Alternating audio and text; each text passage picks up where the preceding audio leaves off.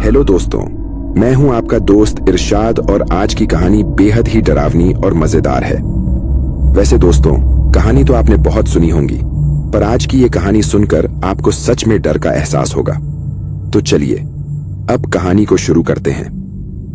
उससे पहले दोस्तों, बड़े दुख के साथ कहना पड़ रहा है कि 68% लोग कहानी तो पूरी सुनते हैं पर चैनल सब्सक्राइब नहीं करते।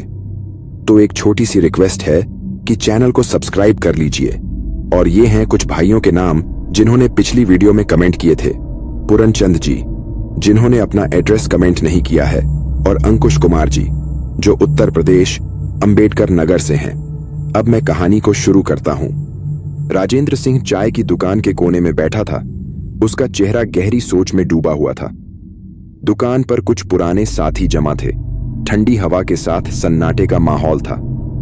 अचानक एक ने पूछा, राजेंद्र भैया, सुना है तुमने पटना से गया वाले पुराने रास्ते पर रात में कुछ अजीब देखा था, क्या ये सच है? राजेंद्र ने धीरे से सिर उठाया। उसकी आंखों में अजीब सी गंभीरता थी। उसने चाय का घूंट लिया और कहा, हाँ, वो रात मैं कभी नहीं भूल सकता। सभी उसकी तरफ खामोशी से देखने लगे और उसने कहानी शुरू की। ये बात कई साल पहले की है, जब मैं और मेरा खलासी पूरन पटना से गया कि रात की आखिरी बस चला रहे थे। उस समय वो रास्ता छोटा तो था, लेकिन बेहद सुनसान और खतरनाक। घने खेत, बीच बीच में टूटे हुए पेड़ और अंधेरा, यही उस रास्ते की पहचान थी। उस रात मौसम भी थोड़ा अजीब था। हवा बहुत ठंडी थी और आसमान पर एक भी तारा नहीं था। बस में कुल 4 सवारियां थीं। रास्ता लंबा था, लेकिन धीरे धीरे सभी सवारियां अपने अपने स्टॉप पर उतर गईं। आधी रात के करीब बस पूरी तरह खाली हो चुकी थी। पूरन मेरी बगल वाली सीट पर आकर बैठ गया। वो खामोश था, लेकिन उसकी आंखों में हल्का सा डर झलक रहा था। उसने कहा, साहब, ये रास्ता सही नहीं लग रहा। हवा में कुछ अजीब सा है। मैं हंसा और कहा, पूरन, तू तो हर वक्त डरता है, बस अपना ध्यान रख। बस धीरे धीरे आगे बढ़ रही थी, जब अचानक एक जगह पर हेडलाइट्स की रोशनी में सड़क के किनारे एक आदमी खड़ा दिखा। वो सफेद धोती कुर्ता पहने था और उसकी उम्र करीब 60 से 65 साल लग रही थी। उसके हाथ में एक लाठी थी और चेहरा ऐसा जैसे कई दिनों से सोया ना हो।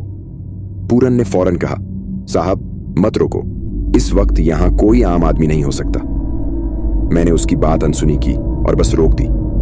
मैंने खिड़की से झांक कर पूछा, बाबा, कहां जाना है? उसने धीमी और ठंडी आवाज में कहा, आगे वाले गांव तक छोड़ दोगे? मैंने बिना कुछ सोचे उसे बस में चढ़ा लिया। वो बस के सबसे पीछे जाकर बैठ गया। राजेंद्र की बात सुनते हुए सभी लोग खामोश थे। दुकान पर सिर्फ चाय के कप रखने की आवाज आ रही थी। उसने अपनी बात जारी रखी। जैसे ही वो बस में बैठा, अंदर अजीब सी ठंडक फैलने लगी। खिड़कियां बंद थीं, लेकिन फिर भी ऐसा लग रहा था जैसे सर्द हवा अंदर घुस रही हो। पूरन ने धीरे से मुझसे कहा, साहब, यह आदमी सही नहीं है, मुझे अजीब लग रहा है। मैंने उसे डांटते हुए कहा, तू बेवजह का वहम करता है, चुपचाप बैठ। बस ने जैसे ही आगे बढ़ना शुरू किया, मुझे लगने लगा कि गाड़ी भारी चल रही है। मैंने स्पीड बढ़ाई, लेकिन ऐसा लग रहा था कि बस खींच रही है। तभी पीछे से बाबा की आवाज आई, रुको। मैंने ब्रेक मारा और बस रोक दी।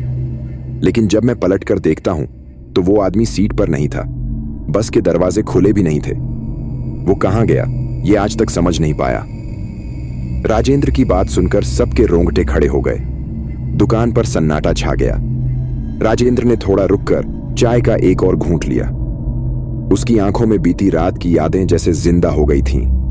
दुकान में मौजूद हर शख्स चुप था, बस राजेंद्र की आवाज गूंज रही थी। बस अचानक रुक गई थी। मैंने चारों तरफ देखा, लेकिन वो आदमी कहीं दिखाई नहीं दिया। पूरन भी घबरा गया था। उसने मुझसे कहा, साहब, मैंने कहा था ना, इसे मत चढ़ाओ। अब पता नहीं ये आदमी कौन था और कहां चला गया। मैंने उसे शांत करते हुए कहा, शायद वो दरवाजा खोलकर उतर गया हो। लेकिन मेरी अपनी भी धड़कन तेज हो गई थी। दरवाजे बंद थे और मैं जानता था कि किसी का बिना दरवाजा खोले गायब होना नामुमकिन था। राजेंद्र ने अपनी आवाज धीमी करते हुए कहा, लेकिन असली डर तो तब शुरू हुआ जब मैंने बस स्टार्ट करने की कोशिश की। गाड़ी स्टार्ट नहीं हो रही थी। चारों तरफ अंधेरा था और उस घने जंगल में हमारी बस बिल्कुल अकेली खड़ी थी। पूरन ने मेरी तरफ देखा और कहा, साहब, ये जगह ठीक नहीं है, हमें जल्दी यहां से निकलना चाहिए। मैंने गाड़ी स्टार्ट करने की हर मुमकिन कोशिश की, लेकिन वो बिल्कुल चालू नहीं हो रही थी।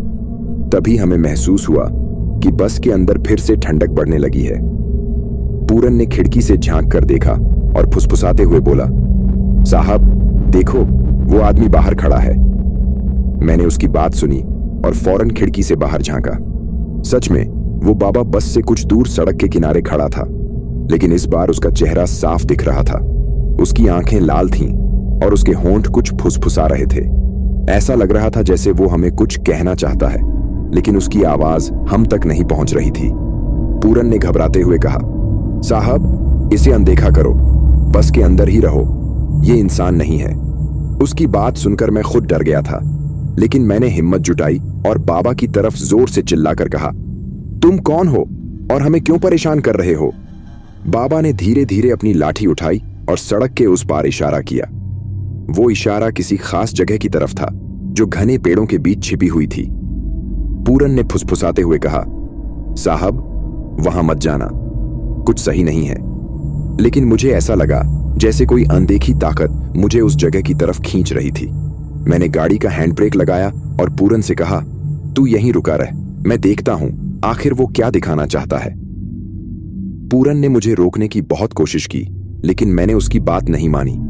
जैसे ही मैं बस से नीचे उतरा, ठंडी हवा और तेज हो गई। वो बाबा वहीं खड़ा था, लेकिन जैसे ही मैं उसकी तरफ बढ़ा, वो जंगल के अंदर चलने लगा। मैं उसके पीछे पीछे चल पड़ा। अंधेरे में सिर्फ उसकी सफेद धोती और लाठी की चमक दिख रही थी। पेड़ों के बीच से गुजरते हुए मैंने देखा कि वो मुझे एक पुरानी टूटी फूटी हवेली के पास ले आया था। राजेंद्र रुक गया। दुकान पर बैठे सभी लोग अब पूरी तरह उसकी कहानी में डूब चुके थे। हवा में सर्दी और डर दोनों घुल चुके थे। एक ने हिम्मत करके पूछा, आगे क्या हुआ? राजेंद्र ने गहरी सांस लेते हुए कहा, हवेली के पास पहुंचते ही बाबा रुक गया। उसने मेरी तरफ पलट कर देखा और फिर अचानक गायब हो गया। राजेंद्र ने एक और गहरी सांस ली और अपनी कहानी जारी रखी। वो हवेली जो मैं उस वक्त देख रहा था, वो बिल्कुल पुरानी और खंडहर सी लग रही थी। दरवाजे बंद थे, खिड़कियों पर सफेद धुंध सी जमी हुई थी। जैसे ही मैं वहां पहुंचा, अचानक मुझे एक अजीब सी खामोशी का एहसास हुआ। पूरा इलाका एकदम शांत था और हवा भी रुक सी गई थी। बस वहां खड़े होकर मैंने सोचा कि क्या मुझे वापस लौट जाना चाहिए, लेकिन मुझे जैसे कोई खींच रहा था कि और अंदर जाऊं। मैंने एक कदम आगे बढ़ाया और फिर से उस बाबा का चेहरा मेरी आंखों के सामने आ गया। वो मुझे दूर से देख रहा था, लेकिन इस बार वो कुछ भी नहीं कह रहा था। मैं थोड़ा और पास गया और तब मुझे एहसास हुआ कि हवेली के पास एक पुराना कुआं है जो पूरी तरह से ढंका हुआ था। खामोशी में एक अजीब सा दबाव था, जैसे वहां कुछ तो था जिसे महसूस किया जा सकता था, लेकिन देखा नहीं जा सकता था। राजेंद्र की आवाज धीमी हो गई।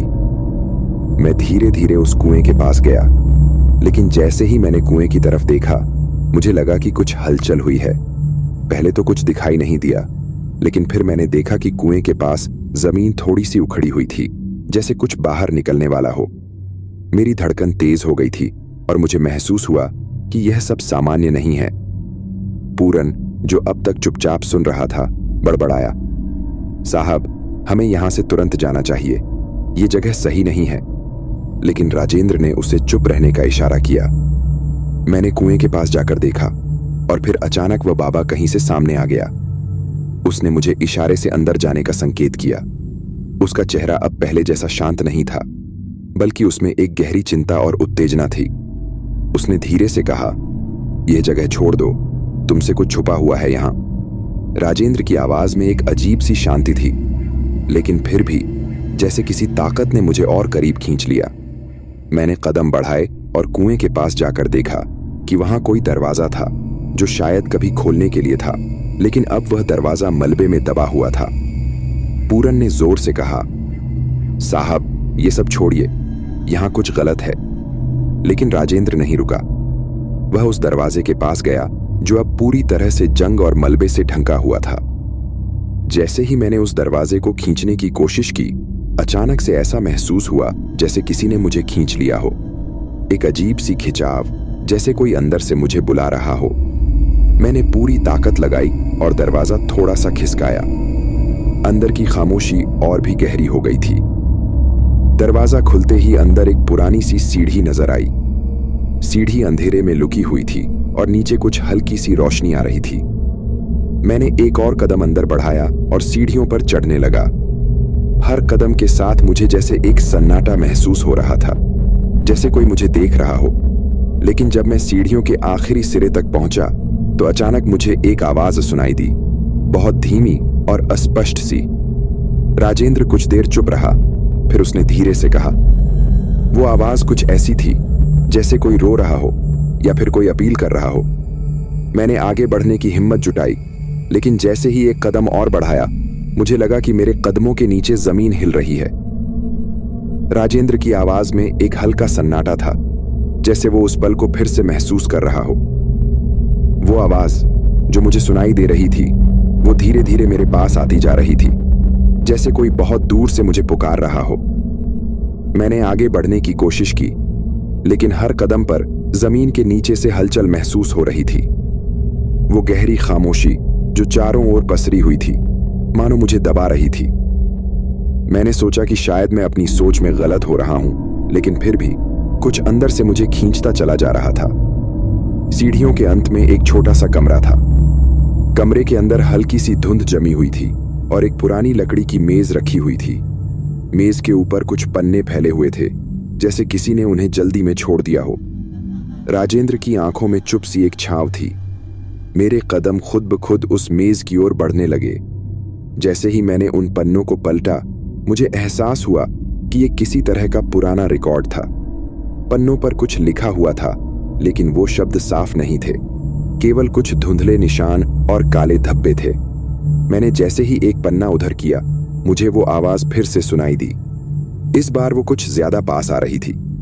पूरन, जो अब तक डर के मारे पूरी तरह से खामोश था, फुसफुसाया, साहब, मुझे कुछ ठीक नहीं लग रहा। यह जगह सचमुच रहस्यमयी है। हम वापस चलें। राजेंद्र ने उसके शब्दों को अनसुना किया और कहा, तू डर मत, ये सिर्फ हमारे मन का भ्रम हो सकता है। राजेंद्र ने पन्नों को और गौर से देखा। तभी उसकी नजर एक पन्ने पर गई, जिस पर एक नाम लिखा था, राघव। ये नाम उसे जाना पहचाना सा लगा, लेकिन यह नाम इतना आम भी नहीं था। उसे याद आया कि उसके बचपन में एक पुराने दोस्त का नाम राघव था। वह दोस्त जो कई साल पहले उसी रास्ते पर एक दुर्घटना का शिकार हुआ था। राजेंद्र का दिल तेजी से धड़कने लगा। राघव, क्या ये वही नाम है? उसने बुदबुदाया। लेकिन उसी वक्त कमरे में हल्की सी आवाज आई, जैसे कोई कुछ फुसफुसा रहा हो। उसने चौंक कर चारों ओर देखा, लेकिन कमरे में और कोई नहीं था। धुंध जैसी घनी खामोशी में बस उसकी और पूरन की सांसें गूंज रही थीं। फिर अचानक एक हल्का सा गूंजता सा स्वर फिर से सुनाई दिया। वो वापस नहीं आ सका। ये शब्द बहुत हल्के थे, जैसे हवा में खो जाते थे। राजेंद्र ने अपना हाथ पन्नों पर रखा और तुरंत उठकर कमरे से बाहर की ओर बढ़ा। उस घड़ी उसे लगा कि कहीं कुछ बहुत गहरा राज छुपा हुआ है और यह सिर्फ एक इत्तेफाक नहीं हो सकता। दरवाजा धीरे से बंद करते हुए उसने देखा कि सीढ़ियों के पास वही बाबा फिर से खड़ा था। राजेंद्र ने सोचा कि शायद यह वही बाबा था जिसने उसे अंदर बुलाया था, लेकिन बाबा इस बार कुछ और ही कह रहा था। उसने राजेंद्र की आंखों में सीधे झांकते हुए कहा, यह तुम्हारे लिए नहीं है, अब तुमको वापस जाना होगा। वह जो तुम्हें ढूंढ रहे थे, अब तुम उनसे मिल नहीं पाओगे। राजेंद्र के भीतर कुछ गहरे सवाल उठ रहे थे, लेकिन उसने कुछ नहीं पूछा। वह बाबा का चेहरा देखता रहा और फिर पूरन को देखने के लिए पलटा। पूरन की आंखों में डर साफ नजर आ रहा था और वह धीरे धीरे राजेंद्र के पास आकर बोला, साहब, मैं कह रहा था ना, हमें यहां से निकलना चाहिए। यहां कुछ गलत है। राजेंद्र ने गहरी सांस ली और कहा, मैं जानता हूं, लेकिन अब कुछ देर और रुको। अब कमरे से बाहर निकलते हुए राजेंद्र ने महसूस किया कि चारों ओर का माहौल पहले से भी ज्यादा भारी हो गया था, जैसे किसी ने अचानक ही समय और स्थान को बदल दिया हो। हवा अब सर्द और घनी हो गई थी। राजेंद्र का मन अब उलझन में था। क्या वो किसी गलत रास्ते पर आ चुका है या सचमुच कुछ और हो रहा है जो समझना उसके लिए मुश्किल हो रहा था। राजेंद्र और पूरन दोनों धीरे धीरे बाहर की ओर बढ़ने लगे। अंधेरे में हवेली की दीवारें और भी घनी हो रही थीं। हवा के चलने की आवाज अब भी कानों में गूंज रही थी, लेकिन इसके साथ एक और चुप्प सी आवाज महसूस हो रही थी, जैसे कोई बहुत दूर से उन्हें देख रहा हो। राजेंद्र ने आगे बढ़ते हुए सोचा, क्या ये सब सच है या फिर ये मेरी मन की कल्पना है? दोनों एक दूसरे के पास चल रहे थे, लेकिन पूरा वातावरण मानो उनका पीछा कर रहा था। वे हवेली के दरवाजे तक पहुंचे और राजेंद्र ने हिम्मत जुटाकर दरवाजा खोला। बाहर का माहौल बिल्कुल सन्नाटा था। सिर्फ पेड़ों की हल्की सी सरसराहट सुनाई दे रही थी। पूरन, तुम ठीक तो हो? राजेंद्र ने पूरन से पूछा, जो अब काफी घबराया हुआ लग रहा था। पूरन बस सिर झुकाकर कुछ नहीं बोला। उसकी आंखों में डर साफ दिख रहा था। राजेंद्र ने उसकी शांति तोड़ी। देख, अब हमें वापस जाना होगा। बहुत कुछ ऐसा है जो हम समझ नहीं पा रहे हैं। साहब, मैं आपको पहले ही कह रहा था, यह जगह नहीं छोड़नी चाहिए थी। अब हम कहीं नहीं जा पा रहे। पूरन का डर अब बाहर आ चुका था और उसकी आवाज कांप रही थी। राजेंद्र ने एक गहरी सांस ली और बाहर की ओर देखा। आकाश में हल्की सी धुंध लहराई जा रही थी और सर्द हवा अब भी जैसे उनकी सांसों को घेरने की कोशिश कर रही थी। राजेंद्र ने बस यह सोचा कि इस रात का अंत किसी तरह से करना होगा। तभी अचानक एक हल्की सी आवाज सुनाई दी, इन्हें यहां नहीं होना चाहिए, इन्हें छोड़ दो। राजेंद्र और पूरन दोनों चौंक गए। ये आवाज अब उनके ठीक पास से आई थी, लेकिन कोई नजर नहीं आ रहा था। राजेंद्र ने कड़ी निगाह से चारों ओर देखा, लेकिन कुछ भी नहीं था। पूरन ने धीरे से कहा, साहब, यह सब सही नहीं है, हम यहां से तुरंत निकलें। राजेंद्र ने उसके शब्दों को अनसुना किया और बाहर की ओर बढ़ते हुए कहा, हमेशा की तरह डर मत। पूरन, चल, रास्ता देखते हैं। दोनों ने धीरे धीरे हवेली के बगल से होते हुए बाहर जाने का रास्ता लिया, लेकिन जैसे ही वे आगे बढ़े, उन्हें महसूस हुआ कि रास्ता अचानक बदल गया था। ये वही रास्ता नहीं था जिस पर वे आए थे। चारों ओर सन्नाटा था और अजीब सा भ्रम था कि यह रास्ता उन्हें कहीं और ले जा रहा था। पूरन ने घबराते हुए कहा, साहब, हमें लौट जाना चाहिए, यह रास्ता कहीं और ले जा रहा है। राजेंद्र को अब भी यह महसूस हो रहा था कि कुछ सही नहीं था, लेकिन उसने सिर झुकाते हुए कहा, नहीं पूरन, हम आगे बढ़ेंगे। अचानक से एक गहरी खामोशी और घना अंधेरा चारों ओर फैलने लगा, जैसे कोई दीवार धीरे धीरे उनके आसपास घेरने लगी हो। राजेंद्र और पूरन दोनों की आंखों में हल्की सी घबराहट थी, लेकिन राजेंद्र ने मन ही मन तय किया था कि उन्हें इस रहस्य का हल जानना ही होगा। वे बिना किसी और आवाज या किसी और इशारे के रास्ते पर बढ़ते गए और फिर अचानक से कहीं दूर से एक हल्की सी आवाज फिर सुनाई दी। यह वही आवाज थी जो राजेंद्र ने पहले सुनी थी, लेकिन इस बार आवाज थोड़ी अलग थी। यह कोई डरावनी या अपवित्र आवाज नहीं थी, बल्कि जैसे किसी ने उन्हें कुछ हिदायत दी हो।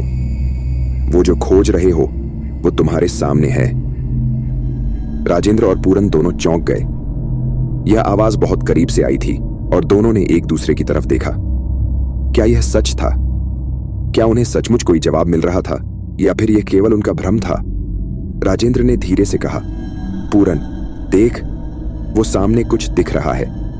उसने दूर की तरफ इशारा किया और पूरन ने देखा कि कहीं दूर एक हल्की सी रोशनी जल रही थी, जैसे किसी घर से आ रही हो। चल, हम वहां तक चलते हैं, राजेंद्र ने हिम्मत करके कहा और दोनों उस रोशनी की ओर बढ़ने लगे। रास्ते में वही अजीब सी खामोशी थी, लेकिन इस बार एक उम्मीद सी महसूस हो रही थी। क्या वे सचमुच उस चीज के करीब पहुंच रहे थे जिसे वे ढूंढ रहे थे? राजेंद्र और पूरन उस हल्की सी रोशनी की ओर बढ़ते गए। धीरे धीरे वे दोनों उस दिशा में कदम बढ़ाते गए और जैसे जैसे वे करीब पहुंचने लगे, हवा का रुख भी बदलने लगा। पहले जैसी ठंडक अब महसूस नहीं हो रही थी, बल्कि हवा में एक अजीब सी गर्मी घुलने लगी थी, जैसे कोई छुपा हुआ राज अब सामने आने वाला हो। अचानक पूरन ने एक कदम रुकते हुए कहा, साहब, मुझे कुछ ठीक नहीं लग रहा। ये कोई जगह नहीं हो सकती। उसकी आवाज में घबराहट साफ थी, लेकिन राजेंद्र ने उसकी बातों को नजरअंदाज करते हुए कहा, तू डर मत, जो भी हो, हमें यह रास्ता जानना ही होगा। दोनों अब उस रोशनी के बिल्कुल पास आ गए थे। एक पुराना सा घर नजर आ रहा था, लेकिन यह घर किसी भी सामान्य घर जैसा नहीं था। उसकी दीवारें जर्जर हो चुकी थीं और खिड़कियां बंद थीं। जैसे ही वे दरवाजे तक पहुंचे, अचानक अंदर से एक हल्का सा दरवाजे की चरमराहट की आवाज आई।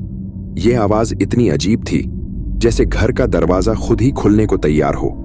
राजेंद्र ने धीरे से दरवाजे को खोला। दरवाजा खटकते हुए खुला और जैसे ही उन्होंने अंदर देखा, सामने एक लंबा सा बरामदा था जिसके दोनों ओर धुंध सी पसरी हुई थी।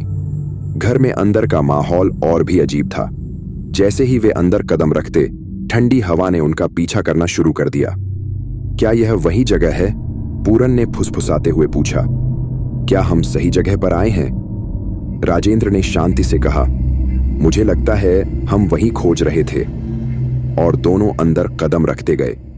जैसे जैसे वे अंदर बढ़ते गए, उन्हें एक पुराना फर्नीचर और कुछ टूटे फूटे सामान नजर आए जो किसी पुराने समय के लग रहे थे, लेकिन कुछ था जो उन्हें खींच रहा था। फिर अचानक कमरे के कोने में एक पुराना दर्पण दिखाई दिया। यह दर्पण बहुत पुराना और धुंधला था और उसकी सतह पर धूल की एक मोटी परत जमी हुई थी। राजेंद्र ने बिना सोचे समझे उस दर्पण के पास कदम बढ़ाया और उसे साफ करने की कोशिश की। जैसे ही दर्पण की धूल हटी, उसमें एक हल्का सा प्रतिबिंब दिखा। पहले तो राजेंद्र ने इसे अनदेखा किया, लेकिन फिर एक पल को उसे महसूस हुआ कि उसमें कुछ अजीब था। दर्पण में एक चेहरा था, लेकिन वह चेहरा राजेंद्र या पूरन का नहीं था। वह एक अजनबी चेहरा था जिसे वे दोनों जानते नहीं थे। यह क्या है? पूरन की आवाज में डर था। साहब, यह दर्पण हमें क्या दिखा रहा है? राजेंद्र ने दर्पण को ध्यान से देखा। चेहरा धुंधला था, लेकिन फिर भी उसके चेहरे पर एक गहरी चिंता और अकेलापन था। तभी वह चेहरा हल्के से मुस्कुराया और एक शब्द कहा, वापस जाओ। राजेंद्र और पूरन दोनों ने चौंक कर एक दूसरे की तरफ देखा। यह आवाज अब उन्हें और भी करीब लग रही थी, जैसे वह चेहरा उनसे कुछ कहना चाहता था। लेकिन अचानक वह चेहरा पूरी तरह से गायब हो गया और दर्पण की सतह फिर से सामान्य हो गई। पूरन घबराते हुए बोला, साहब, हमें यहां से तुरंत जाना चाहिए। यह सब ठीक नहीं है। उसकी आवाज कांप रही थी, लेकिन राजेंद्र ने उसे शांत करते हुए कहा, चुप रहे पूरन, हमें कुछ जवाब तो मिलना चाहिए। अचानक कमरे में चारों ओर एक हल्की सी आवाज गूंजने लगी, जैसे कोई बहुत धीमे से फुसफुसा रहा हो। तुम आ गए हो, तुम आ गए हो, लेकिन अब तुम वापस नहीं जा सकते। राजेंद्र और पूरन दोनों ने फिर से डर के साथ चारों ओर देखा। यह आवाज अब चारों दीवारों से आ रही थी, लेकिन कोई दिखाई नहीं दे रहा था। हवा भी अब तेज हो गई थी और कमरे की रोशनी धीरे धीरे मध्यम होने लगी थी। राजेंद्र ने अपनी सांसें नियंत्रित की और कहा, हम यहां से नहीं जाएंगे पूरन, हमें वह जानना है जो यहां छुपा हुआ है। लेकिन जैसे ही उसने यह कहा, अचानक कमरे का दरवाजा बंद हो गया और चारों ओर अंधेरा छा गया। दोनों को ऐसा लगा जैसे कमरे की दीवारें धीरे धीरे उन्हें घेरने लगीं। उनका दिल तेजी से धड़कने लगा। राजेंद्र ने घबराकर कहा, कुछ तो गलत हो रहा है। वहीं कमरे के बीचों बीच एक हल्की सी चिंगारी सी चमकी। अचानक चिंगारी की चमक बढ़ने लगी और वह एक धुंध में बदलने लगी, जैसे कमरे में कुछ और हो रहा हो जो उनका पीछा कर रहा था। राजेंद्र और पूरन दोनों घबराए हुए थे और चारों ओर बढ़ती हुई धुंध और उस रहस्यमयी चिंगारी के बीच उनका दिल तेजी से धड़कने लगा। कमरे का वातावरण अब और भी घना हो चुका था। दीवारें जैसे सटने लगी थीं और एक अजीब सी घबराहट का एहसास दोनों के दिलों में बढ़ता जा रहा था। राजेंद्र ने धीरे धीरे अपनी सांसें नियंत्रित की और पूरन से कहा, तू डर मत, कुछ नहीं होगा, यह सब बस हमारा भ्रम हो सकता है। लेकिन उसकी आवाज में खुद भी एक अजीब सी बेचैनी थी।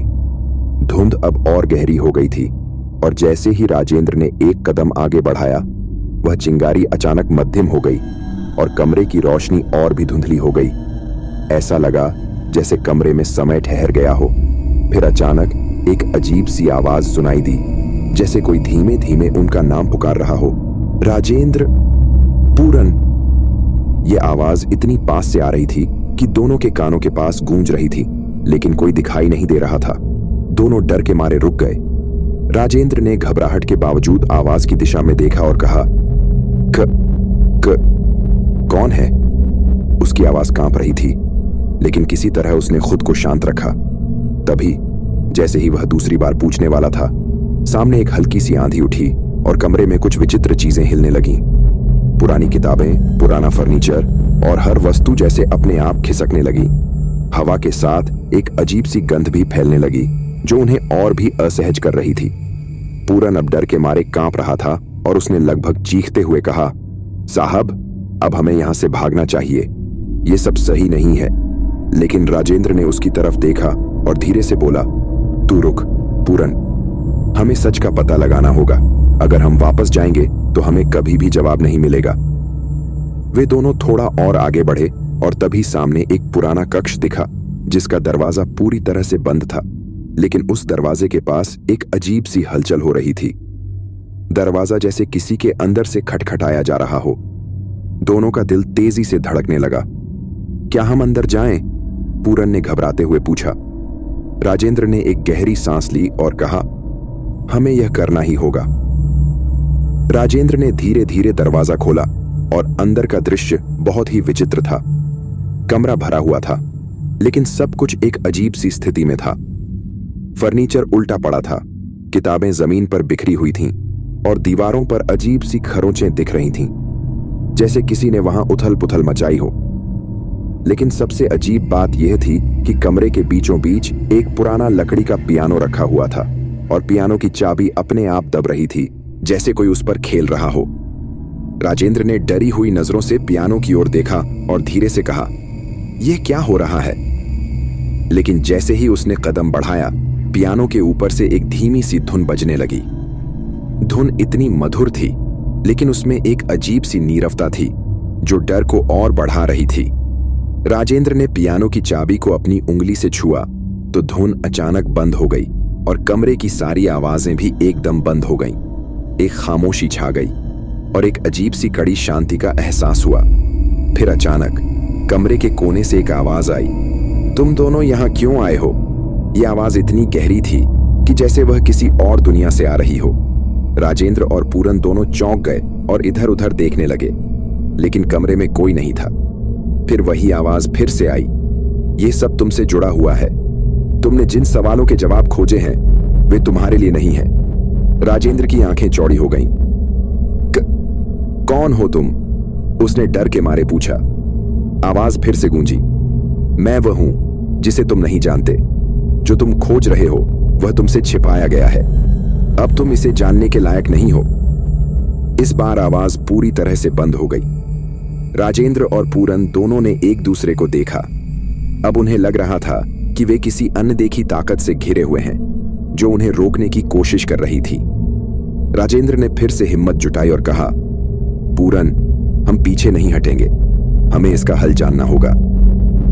अचानक कमरे में हल्की सी चमक हुई और सामने एक पुराना सा दर्पण दिखा। यह वही दर्पण था जो पहले कमरे में था, लेकिन अब उसकी सतह और ज्यादा धुंधली हो गई थी। दर्पण में कुछ अलग सा दिखाई दे रहा था, जैसे किसी और की छाया हो। राजेंद्र ने एक कदम आगे बढ़ाया और तभी उसने देखा कि दर्पण में उसका अपना चेहरा नजर नहीं आ रहा था। अब दर्पण में एक अजनबी चेहरा दिखने लगा और उसके होंठ धीरे धीरे मुस्कुराए। राजेंद्र ने डर के मारे पीछे मुड़ने का सोचा, लेकिन कुछ खींचता हुआ सा महसूस हुआ।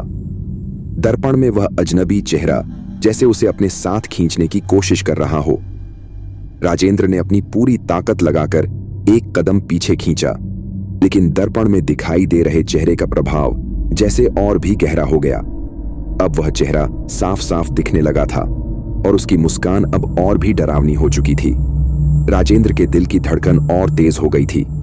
पूरन ने कांपते हुए कहा, साहब, अब यह सब बहुत ज्यादा हो गया। हमें यहां से भाग जाना चाहिए। ये किसी सूरत में सही नहीं है। लेकिन राजेंद्र ने झुंझलाते हुए कहा, तू डर मत पूरन, हमें इसका हल जानना ही होगा। यह सब सिर्फ एक संकेत है जो हमें किसी और जगह ले जाएगा। राजेंद्र ने धीरे धीरे दर्पण को फिर से देखा और अब वह चेहरा और भी स्पष्ट हो गया। दर्पण के अंदर की स्थिति बिल्कुल बदल चुकी थी।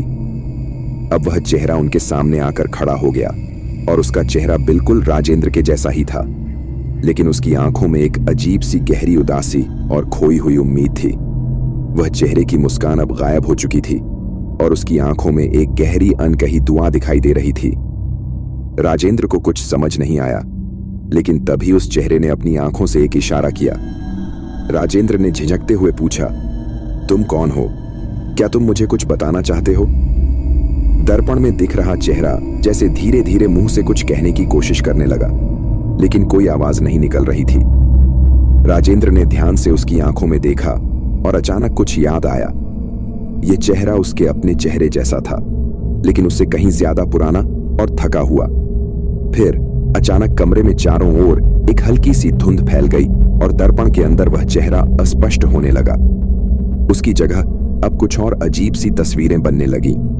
राजेंद्र और पूरन की आंखें चौंकी हुई थीं, जैसे यह सब उनके सिर के ऊपर से हो रहा हो। पूरन ने डरी हुई आवाज में कहा, साहब, मुझे लगता है यह सब हमसे कुछ छिपा रहा है। हम जो देख रहे हैं वह सिर्फ एक छलावा है। हमें नहीं पता कि हम किस चीज के साथ खेल रहे हैं। राजेंद्र ने पूरन को शांत करते हुए कहा, नहीं पूरन, हमें इसे और समझना होगा। हमें जो कुछ भी यहां हो रहा है उसका सामना करना ही होगा। जैसे ही उसने यह कहा, दर्पण के अंदर एक और रूप उभरा। यह रूप अब एक असामान्य और रहस्यमय आदमी का था, जो धीरे धीरे उनके सामने आया। वह आदमी कहीं से भी बाहर से नहीं आ रहा था, जैसे वह दर्पण के भीतर से ही निकल कर आया हो। उसका चेहरा भी राजेंद्र से मिलता जुलता था, लेकिन वह रूप और भी अजीब था। उसकी आंखें पूरी तरह से खाली और खोई हुई थीं, जैसे वह किसी लंबे समय से इस दुनिया से बाहर हो। आदमी ने धीरे धीरे अपनी आंखों को खोलते हुए कहा, तुम्हें यहां क्यों आना पड़ा? तुम्हारे लिए यह जगह कभी भी सुरक्षित नहीं थी। अब तुम जो ढूंढ रहे हो वह तुम्हें कभी नहीं मिलेगा। उसकी आवाज गहरी और रुआंसी थी, जैसे वह किसी लंबे समय से अकेला हो। राजेंद्र और पूरन दोनों ने एक दूसरे की ओर देखा। अब उन्हें यह समझ में आने लगा था कि यह जगह कुछ और नहीं बल्कि एक बंद खंडहर था, जिसमें समय और मानसिक स्थिति की सीमा नहीं थी। फिर अचानक वह रूप और भी अस्पष्ट होने लगा और पूरी तरह से धुंध में बदल गया। कमरे में एक अजीब सी आवाज सुनाई दी, जैसे कोई शांति से कह रहा हो, अब तुम्हारा समय आ चुका है। साथ ही कमरे में एक और हल्की सी चमक हुई और फिर सब कुछ चुप हो गया। एक पल के लिए ऐसा लगा जैसे वे फिर से किसी अजनबी दुनिया में फंस गए हैं। पूरन ने सिर झुकाकर कहा, साहब, मुझे लगता है हम अब इस रहस्य से बाहर नहीं निकल सकते। यह सब हमारी समझ से बाहर है। राजेंद्र ने फिर से दम लिया और धीमे से कहा, हम यहां आए हैं तो हमें इसका जवाब भी मिलेगा। हम जो भी देख रहे हैं वह हमें जरूर रास्ता दिखाएगा। अचानक कमरे का माहौल फिर से बदलने लगा। चारों ओर सन्नाटा था, लेकिन जैसे ही वे दोनों आगे बढ़े, एक और अजीब सी धुंध ने उन्हें चारों ओर घेर लिया। अब यह धुंध और भी गहरी हो गई थी और जैसे जैसे वे आगे बढ़ते गए, धुंध में आकृतियां बनती जा रही थीं। वह आकृतियां अब पूरी तरह से आकार ले रही थीं, जैसे वह उन दोनों के सामने आकर खड़ी हो। राजेंद्र और पूरन दोनों घबराए हुए थे, लेकिन वे उस अजनबी धुंध के बीच में एक रास्ता ढूंढने की कोशिश कर रहे थे। और फिर जैसे ही उन्होंने एक और कदम बढ़ाया, एक कटा हुआ दृश्य उनके सामने आया। यह दृश्य अब किसी अजनबी दुनिया का हिस्सा लगता था, जिसमें दरवाजे और दीवारें टूट चुकी थीं और सब कुछ उल्टा पलटा था। राजेंद्र ने डरते हुए कहा, हम किसी और जगह में हैं। पूरन, यह कोई और दुनिया हो सकती है। पूरन ने डरते हुए कहा, साहब, क्या हम यहां से बाहर निकल सकते हैं? राजेंद्र और पूरन दोनों अब पूरी तरह से चकराए हुए थे। चारों ओर फैली हुई धुंध और उलटी पलटी दीवारों के बीच वे किसी अजनबी और रहस्यमय दुनिया में फंसे हुए थे। हर कदम बढ़ाने पर ऐसा लगता जैसे यह जगह और भी रहस्यमय होती जा रही है। हवा में एक ठंडी सी खामोशी थी, लेकिन उनके दिलों में डर की एक लहर दौड़ रही थी। यह क्या हो रहा है? पूरन की आवाज कांप रही थी। हम कहां आ गए हैं? राजेंद्र ने घबराते हुए कहा, मैं नहीं जानता, लेकिन हमें इसका सामना करना ही होगा। हमें ये सभी रहस्यों को सुलझाना होगा। उन दोनों ने एक दूसरे को देखा और फिर आगे बढ़ने का निर्णय लिया। जैसे ही वे उस अजनबी दुनिया के और भीतर पहुंचे, वे देख सकते थे कि यह जगह बिल्कुल भी सामान्य नहीं थी। दीवारों पर जाले लटक रहे थे, खिड़कियां बंद थीं और फर्श पर पुरानी कटी हुई लकड़ी के टुकड़े पड़े हुए थे। कमरे की छत भी किसी भी समय गिर सकती थी और उस जगह में एक अजीब सी भारी चुप्प थी, जैसे समय थम सा गया हो। फिर अचानक किसी ने पीछे से पुकारा, तुम दोनों को यहां नहीं आना चाहिए था। राजेंद्र और पूरन दोनों चौंक गए। ये आवाज किसी इंसान की नहीं थी, बल्कि ये एक गहरी, रहस्यमय और असंभव सी आवाज थी। पीछे मुड़कर देखा तो उन्हें कुछ भी नहीं दिखाई दिया।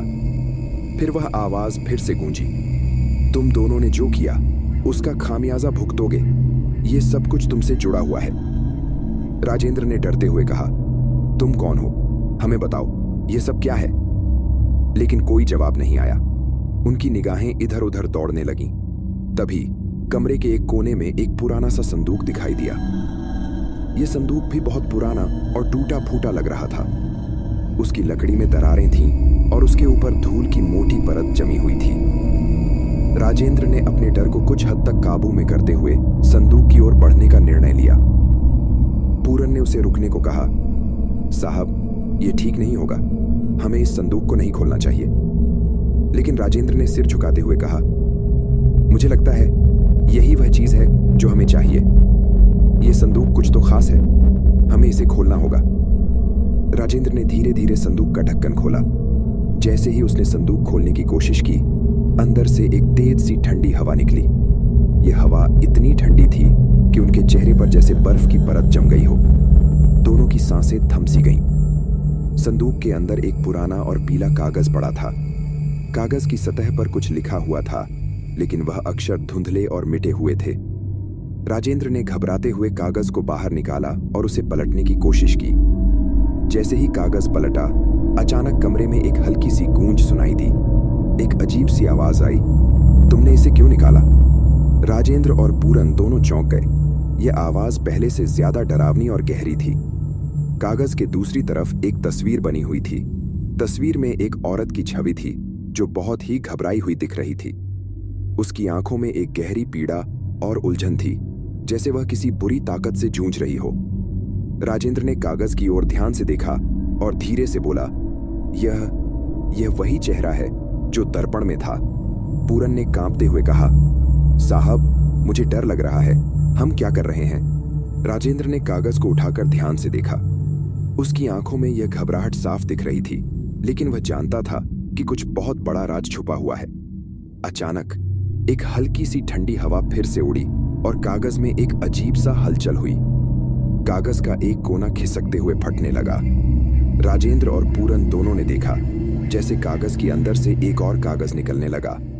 राजेंद्र ने उसे खींच लिया और देखा कि उस कागज पर एक पड़ी हुई हस्ताक्षर की छाप थी।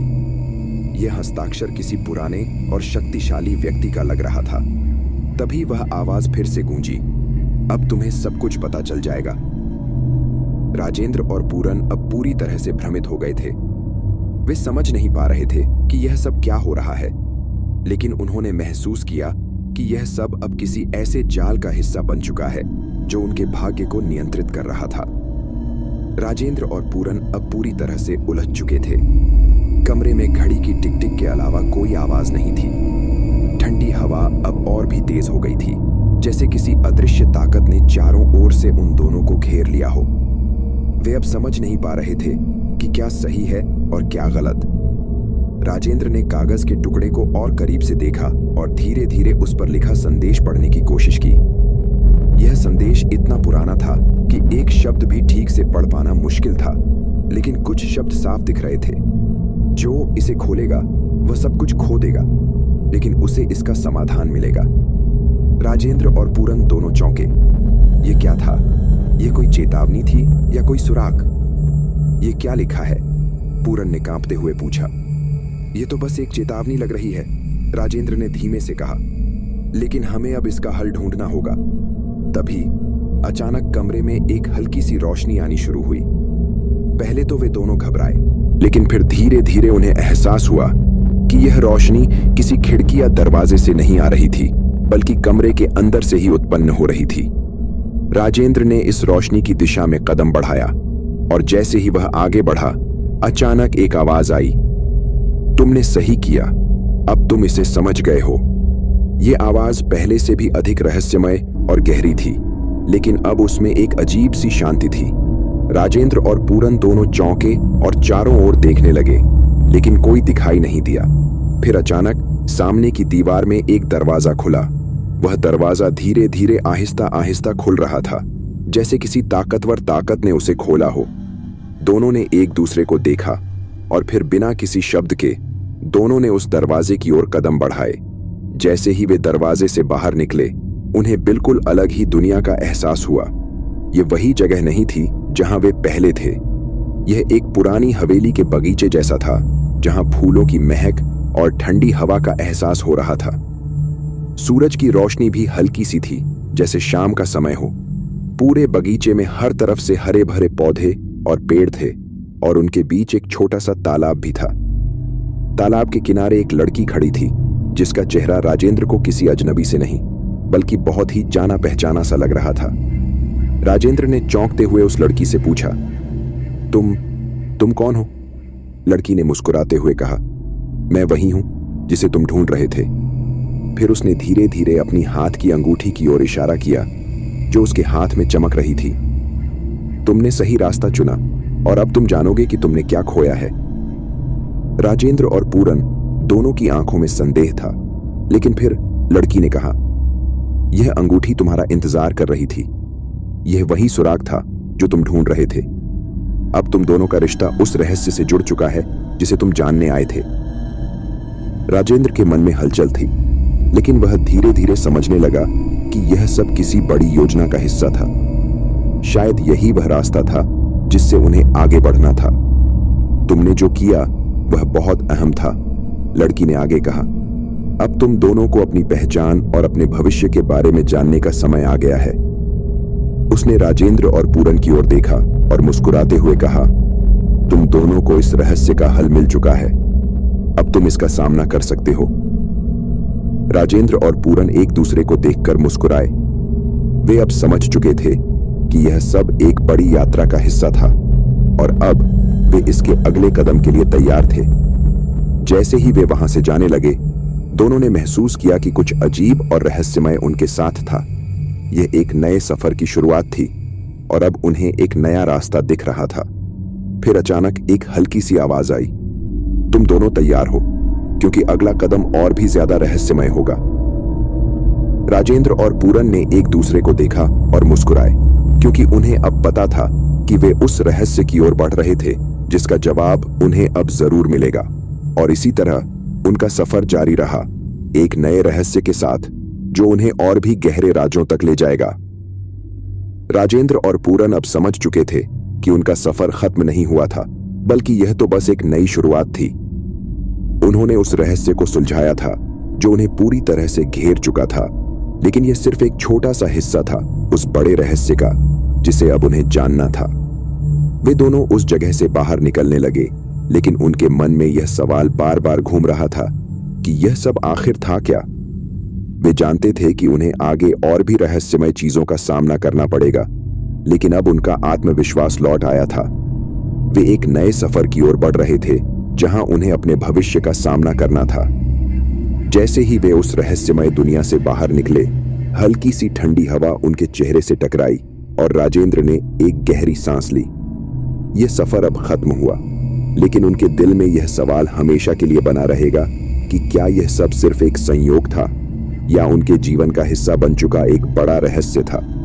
उनकी यात्रा यहीं खत्म होती है, लेकिन क्या वे फिर से उस रहस्य से जुड़े किसी और मोड़ पर मिलेंगे? यह केवल समय ही बताएगा।